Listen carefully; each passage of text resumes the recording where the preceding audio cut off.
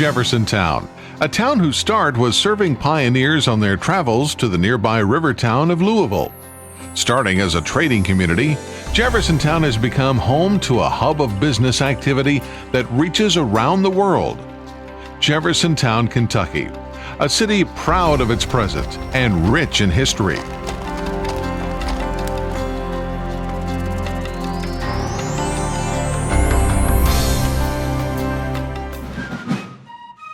The history of Jeffersontown really began in the late 1700s, when Revolutionary War veterans and colonizers began to settle in this region.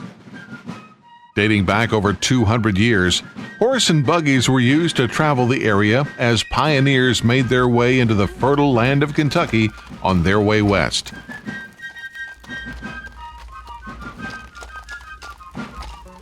Being a full day trip to the port city of Louisville, this area became a common resting stop for pioneers during their travels.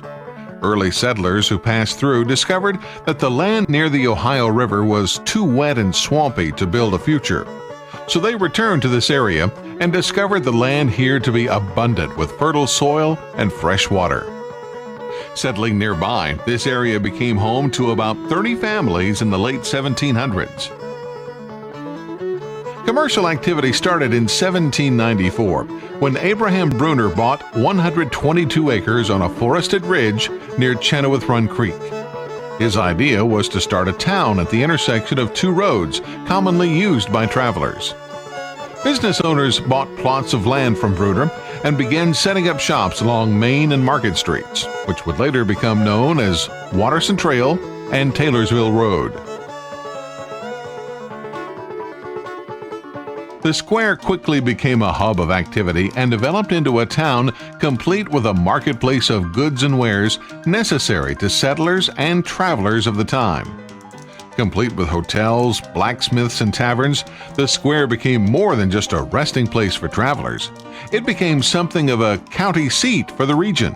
Because of the convenient location, this became a place where people could come to conduct business and purchase goods, rather than make the full day trip to Louisville by horse and cart.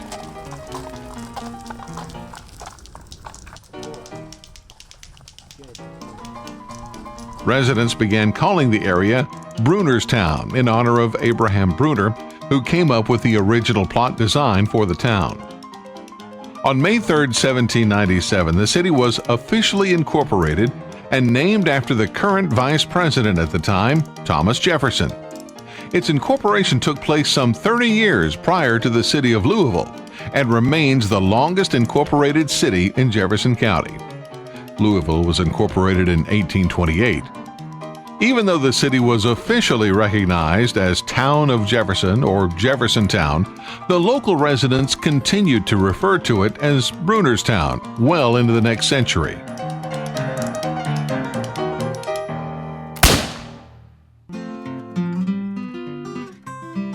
By the late 1800s, Jeffersontown had become established as a thriving business community. The fertile farmland and fresh water became the backdrop to a town square filled with activity. Southern Railway was created in 1894, connecting Jeffersontown with the world.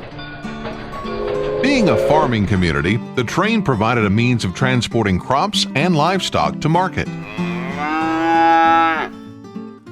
Jeffersontown developed into a friendly village where dusty streets and stone sidewalks gave entry into the shops and well-kept homes of prosperous merchants.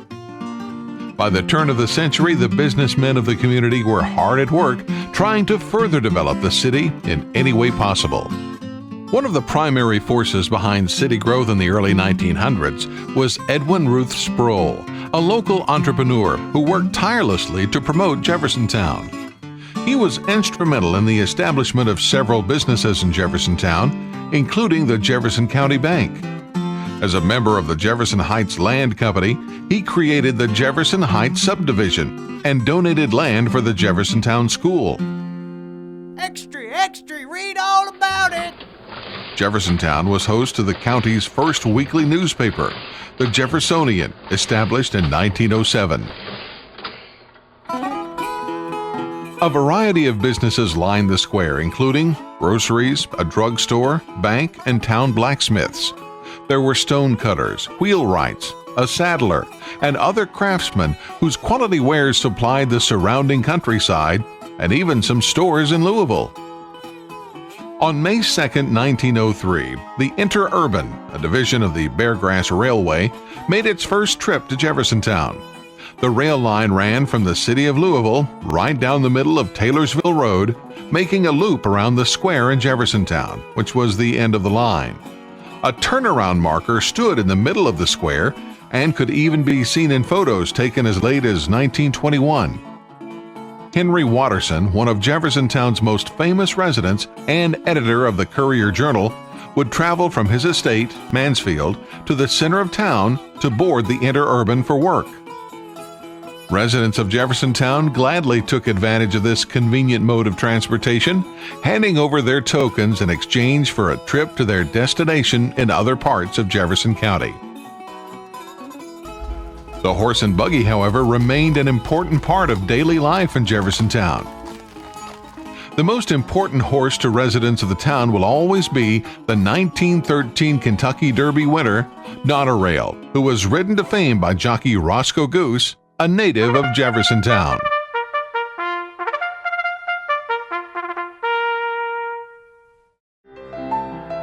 The early 1900s were a time of change, and as electricity found its way to Jeffersontown in 1912, horses and buggies were on their way out.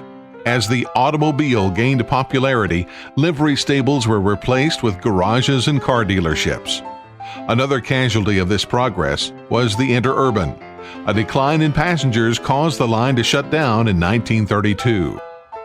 It was soon replaced by the Blue Motor Coach bus line, and later the Transit Authority of River City, known today as TARC. By 1920, the population of Jeffersontown had grown to over 320 people. The city was growing, and business was booming. There's oil in them hills. In 1920, 2 local wells were found to contain an oil-gasoline mix in addition to the water. Hoping they had tapped an undiscovered oil well, the townspeople formed the Jeffersontown Oil Company and began selling stock. Long live gasoline! People flocked to Jeffersontown from all around, hoping to cash in on the new discovery. Never before had the city seen so much excitement. In the end, though, there was no oil well. Gasoline from underground storage tanks had leaked from a filling station on the opposite corner of the town square. The visitors left, and Jeffersontown returned to the pleasant community it had become. Extra, extra, read all about it! Fire takes out Jeffersontown Square! In November of 1921, a fire began in a large section of the business district. Since all of the buildings were wooden frame structures, the fire spread quickly, engulfing the northwest corner of the town square. Jeffersontown's only fire truck, a chemical engine mounted on a Ford truck, arrived quickly, as men, women, and children came from all around to begin a bucket brigade from a nearby pond, helping salvage the remaining buildings. In all, 6 buildings were destroyed by the fire of 1921. During the early 1920s, the buildings were rebuilt, and business continued when in September of 1925, Fire! Fire downtown! Quick, everybody! a siren installed just days earlier sounded the alarm when in 1925 a fire started at the rear of the outside of the Jeffersontown garage. The fire threatened half of Main Street and the entire eastern section of the town. Adding to the disaster, the only Jeffersontown fire truck was parked inside the garage where the fire started. Just as in 1921, a few short years earlier, the fire spread quickly among the wooden frame structures. The flames leaped in 3 directions and destroyed nearly half of the town square. By February 1927, new buildings were opened on the block destroyed by the 1921 fire. The Jefferson County Bank relocated to the corner lot, boasting a marble interior and a vault door that was 17 inches thick and weighed 10 tons. Next door to the bank was a drugstore, then a 3-story building with a movie theater, grocery, pool room, and a barber shop. The far right of the square was the rebuilt Colonial Hotel. You're listening to WHAS Radio. In 1928, the WHAS radio station moved to Jeffersontown. Crowds gathered in the town square to listen in and look on as the mayor spoke about the importance of radio carrying messages of warning in time of impending danger. The city of Jeffersontown was growing once again, and the families were proud to call this place home. Churches began to flourish in the community, and schools became established. The first senior class of Jeffersontown High School graduated in 1929 as families began to enjoy the beauty of the surrounding area. As the 20th century progressed, Jeffersontown remained a country village. During the 1950s, businesses developed to accommodate the rapidly growing number of automobiles. The town square developed parking spaces as filling stations and county stores opened in the area.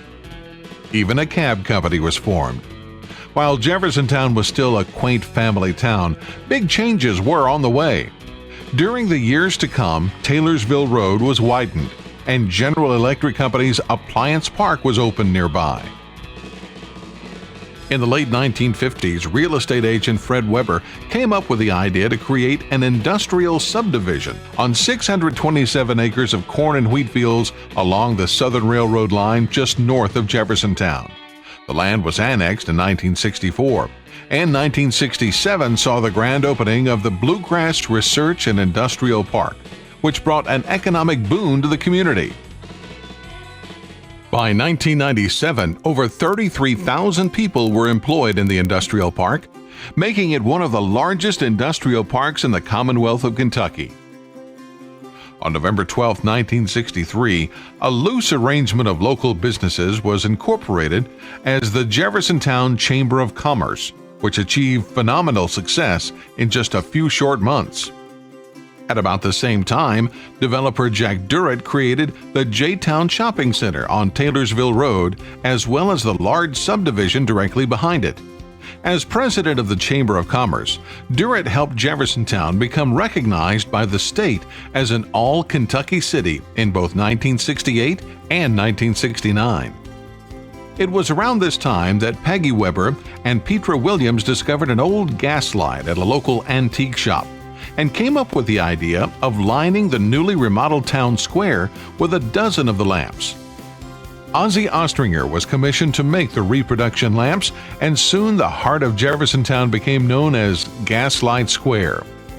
Weber and Williams decided it would be nice to celebrate the town's new renovations with a Gaslight Festival. In 1970, the Chamber of Commerce sponsored the first annual Gaslight Festival.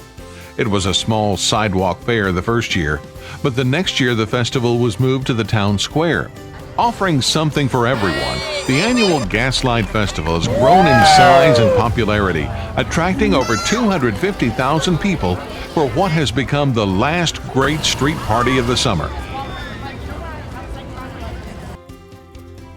In 1972, a 700-acre dairy farm named Plainview became a planned community of homes, apartments, stores, and offices that continues to be a thriving community in the area.